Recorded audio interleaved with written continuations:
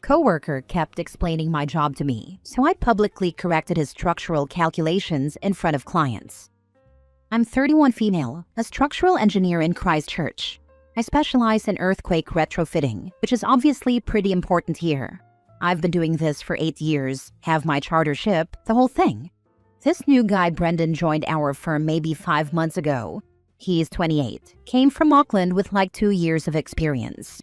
Nice enough at first, but then he started doing this thing where he'd explain basic engineering concepts to me, like stuff I learned in my second year of uni. The first time he explained what a shear wall was to me, I thought maybe he was just nervous or something, trying to seem knowledgeable, whatever. But then it kept happening. He'd explain soil liquefaction to me. I wrote my thesis on soil liquefaction in Christchurch. He explained moment frames to me in a meeting, in front of clients. I tried to brush it off, but it was getting embarrassing. My boss noticed and asked if everything was okay, and I said yeah, just Brendan being enthusiastic. Didn't want to seem like I couldn't handle it. The breaking point was 2 weeks ago. We were on site doing an assessment of a building that needed retrofitting. The clients were there, building owners, their lawyer, the whole crew. And Brendan starts explaining to me how to calculate lateral loads while I'm literally in the middle of doing the calculations. I was so done. So I just let him talk. He kept going, getting more confident. And then he said something wrong, mixed up the seismic weight calculation and used the wrong formula for the site class. And I just let him finish. Then I turned to the clients and said, actually Brendan's made an error there. This is site class D, not C, so the calculation needs to account for the softer soil profile. The building would fail with his numbers. His face went red. I pulled out my tablet and showed them the correct calculations, explained why his approach would have been dangerous. Basically did a whole 5-minute thing on why you need to actually understand local soil conditions. One of the clients actually said, oh, so you're the one we should be listening to then. Brendan tried to say he just misspoke, but I was like, no, that's a fundamental error that could have meant inadequate strengthening. He barely talked for the rest of the site visit. When we got back to the office, he pulled me aside and said I embarrassed him on purpose. I said yeah, I did actually, because he's been embarrassing me for months by treating me like I don't know my own job. He went to our boss complaining that I was unprofessional. Boss asked what happened, and when I explained, boss basically said maybe Brendan should focus more on learning from senior engineers than explaining things to them. Brendan's been weird with me since, like overly polite but also clearly annoyed. Some of the other guys think I went too far doing it in front of clients. But like, he was literally giving them wrong information. That's not just annoying, that's dangerous. Also, maybe don't explain earthquake engineering to someone who's been working in Christchurch through all the retrofitting for the past 8 years. Now for the top comments. You corrected his dangerous errors because it's your job. You did not do it in retaliation. This is not a he did this so I did that scenario, because you absolutely had to correct him. Anyone in your position would have. Don't frame this as you retaliating and maintain you were simply doing your job. I feel like you did him a favor professionally by calling him out in front of clients, because this way he will likely think twice about mansplaining in his next job, because he got the cringe from the clients. Had you called it out privately or at the office, it would have been the whole uptight female shtick. Agree, people act like public correction is some brutal humiliation, but in a safety-critical field, it is literally risk management. He chose to grandstand in front of clients on a topic he half understood, and she chose to protect the building, her license, and the firm's reputation. If his takeaway is I felt embarrassed, instead of I nearly underdesigned a retrofit, that is on him, not on her tone. Yeah, exactly. The stuff they are doing has human health and safety, depending on their work. The mistake isn't, oh, we lost some money because we manufactured a batch of widgets that look wonky. It's a mistake that could actually cost lives. Engineers at OP's level get paid the big bucks because we trust them to not make stupid mistakes. The coworker thought his gender magically granted him the same level of experience and seniority and knowledge as the OP, so he could be trusted with the same level of credibility to not make mistakes that his female superior held. He was wrong.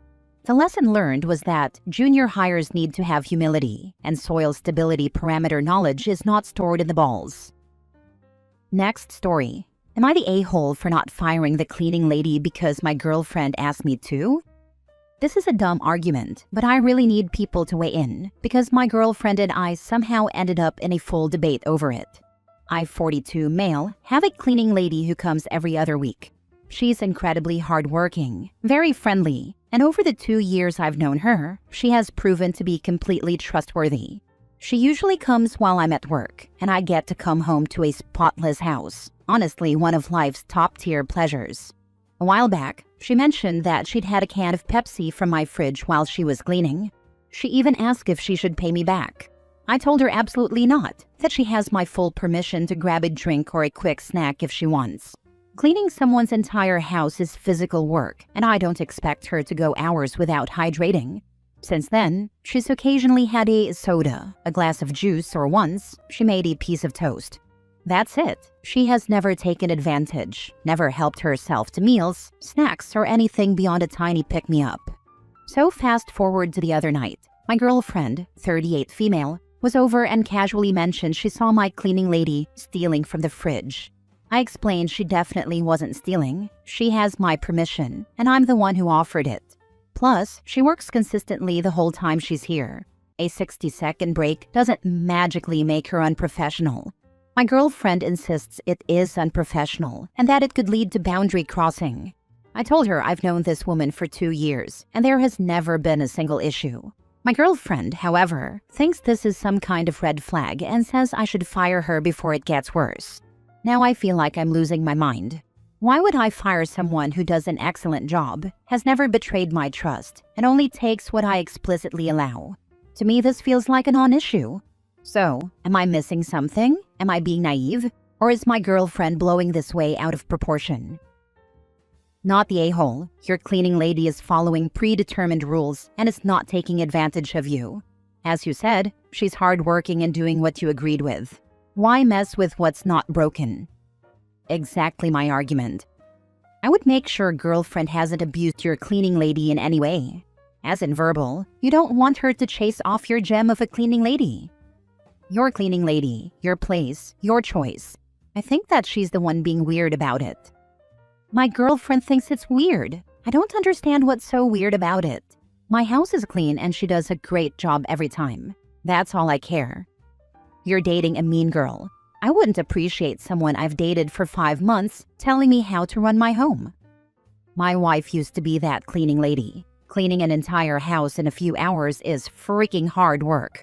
You're a good human. Your girlfriend? Maybe not so much. Her mask seems to have slipped a bit. How people treat the help is telling. It is hard and she has multiple clients a day. I don't see how it is inappropriate to sit down and drink a glass of juice. It's not like she stole my dinner.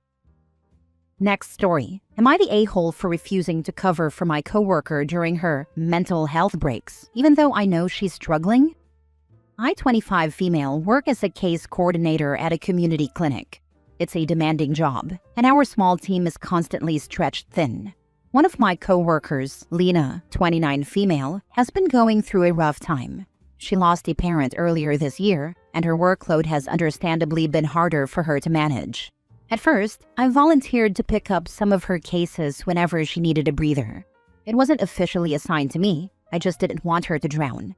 But over the past few months, those breaks have changed from occasional moments to daily disappearances. Some days she'll step outside for a reset and I won't see her again for an hour. Other times she'll ask me to update her case files because she can't focus today. I get it, I really do. But I've become the default person picking up the pieces, and my own workload has gotten out of control. Last week, I had 3 emergency cases come in back to back. At the same time, Lena messaged me asking if I could just handle 2 of her follow-ups, because she needed a walk. I told her gently that I couldn't. I was already drowning. She responded with, "Okay, but I thought you understood what I'm going through." I felt awful, but I didn't take on her cases. Later that day, my supervisor called me into her office. She'd gotten feedback that I was less supportive lately and asked if everything was all right between me and Lena. I told her I cared about Lena and wanted her to get whatever help she needed, but I couldn't keep taking her work on top of mine. My supervisor gave me a look that basically meant we all need to be team players. I didn't argue, but I went home feeling like I'd betrayed someone who trusted me. Yesterday, Lena barely spoke to me. I tried to check in, but she brushed me off. One of our other coworkers quietly told me Lena had said I didn't care about her mental health. That honestly broke me a little.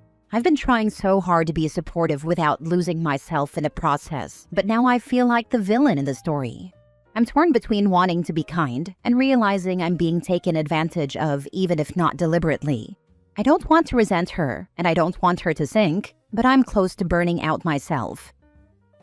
Does she take some of your workload when you're struggling? No? Then it's not a very good team, is it? If this lady can't get through her day without your long mental health walks and can't do her own work, she needs to go off sick. You're not the problem here, and you shouldn't let your boss imply that you are. No, she doesn't. I work even when I am not mentally okay.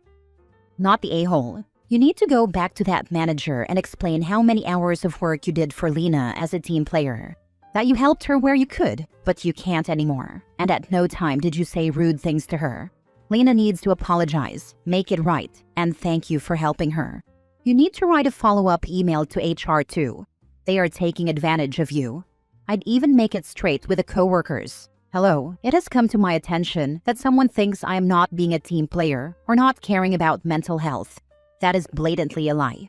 I have taken on extra work during the last X months. However, I no longer have the time with an influx of emergency cases. If you would like to sign up to help her, please let manager know. But it sounds like you may need to find someplace else. This place is not great with supporting you. Thank you. This really made me feel better. I will compose the email to the HR and see what he has to say. Not the a-hole. Make a list of all the things you've done for Lena. Make it clear you've done your part. At this point, Lena should be doing more of her work, not less. It's been long enough for that, or for her to be told to take time off and replaced with someone who can do their work. Talk to your boss again, and possibly HR if the boss doesn't care still. This is not okay. You already have your own heavy workload. You do not need hers. And you really don't need her making it a hostile work environment by complaining to coworkers or the boss about it constantly. Thank you. I will submit the writing just like you said. Last story. Would I be the a-hole if I tell my coworker he can't participate in Secret Santa due to his conditions? Plus update. Original post. Okay, so I'm hosting a Secret Santa at work. It's an employee-run event, no managers involved, and I have been the one to host it for the past few years. I made up some questionnaire slips, sent out an email, and started handing out slips to those who want to participate. One of my co-workers, we'll call him Trey, who I actually really get along with, can be difficult at times and has chosen my hosted event as one of those times for some reason. Anyways, here's how it went down. I handed him a slip since he participated last year, and I assumed he would want to play again. He took the slip from me and then asked me, "Can I just buy someone a gift and not get one?" I told him no, it doesn't work like that. Someone is going to draw his name, and they're going to want to get him a gift. He told me to just put in someone's name who doesn't want to play. I said, "They don't want to play though, so I'm not gonna do that. You either play or you don't. There's no in-between." This just makes sense in my head. But he kept arguing with me, saying he really doesn't want any gifts, and he doesn't need any more clutter in his house, but he still wants to buy a gift for someone. Another coworker overheard our conversation and kind of called me out for it, saying, "Damn, just let Trey give a gift to someone and put someone's name in at random. Someone gets an unexpected gift, and Trey doesn't have to receive one." I really hate the idea of this, but I told Trey I would think about it. But that just makes no sense to me. I'm not gonna put a random person's name into the hat, and I'm not gonna start asking around who wants to get a gift but doesn't want to buy one. I feel bad because I want Trey to be able to play and participate with us, but I don't like getting pushed into changing rules and making exceptions for people. In my head, the way I set it up is the way the game is played. You either play or you don't. Am I wrong though? Should I just let him donate his gift to someone else? Maybe his gift could be for the break room? Ooh, this is a good idea too. I'm going to suggest this to him. Why don't you recommend that Trey ask for a donation to a charity for his gift? He could write down that he doesn't need anything and ask for a modest contribution made to one of a list of charities.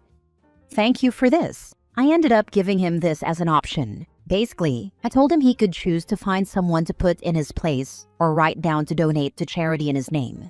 He is thinking about putting another of our coworkers' kids down for fun. I'm going to let him participate so long as he gets it figured out on his own. Thanks everyone for the ideas and recommendations. For those that were a bit aggressive in your responses, I just want to say, I know this sub can get really heated, and there are some really disturbing posts here sometimes. But this was more meant as a fun way for us to settle our little situation. We got it handled and all is well. Now for the update. Hey guys, the issue has been resolved. You can see some of my replies for the full story. In short, I have asked him to handle the logistics of his gift, and I'm going to let him play. The post is still getting some traction. I was going to ask the mods to close it, but I really enjoy reading about people's work Secret Santa experiences. So keep the stories coming, lol. I'd like to say a few things about some points people keep making. 1. Just let him play and don't put his name in, and then one person won't have to buy a gift. My response: it takes the fun out of the game for most people. Like we saw with Trey, pretty much everyone wants to buy a gift for someone. That's why they play. Getting gifts is always fun too, of course, but we all love to buy gifts for people, and I'm not going to take that away from anyone. That's why I asked Trey to find someone on his own who is willing to do that. 2. I pressured him into participating when he didn't want to. My response: okay, I know I didn't say it outright, but just so everyone is aware, it is voluntary participation. No one has to play. Trey wants to participate, just without receiving a gift in return. 3. Have a raffle for whatever gift he gets. My response: to be frank, I really just don't want to set this up. I was pressured into doing the Secret Santa by my coworkers again because I've done it in the past and no one else will really organize it. But I'm extremely busy at work right now and had so many issues last year with managers getting involved. I really didn't want to have to do it again. Before you say I shouldn't have done it at all, I'll explain myself a little. For one, it started as an alternative to the absolutely terrible job our company does for their Christmas gifts. It ends up being a lottery every year with some people getting huge flat screens and others getting a dog bowl, lol. We started doing Secret Santa as our own way of taking control and making things fair and fun, and also being able to further bond with each other. It's a small company and we're all pretty close, especially us hourly folks. 2. The company is shutting down on December 31st, and this is a way for us to kind of go out on a high note in regards to our friendships and work relationships. Some of us may never see each other again. It's been a good bonding experience for us in the past, so I figured we should do it one last time while we can. Well, I've rambled on long enough, lol. Thanks for listening, everyone.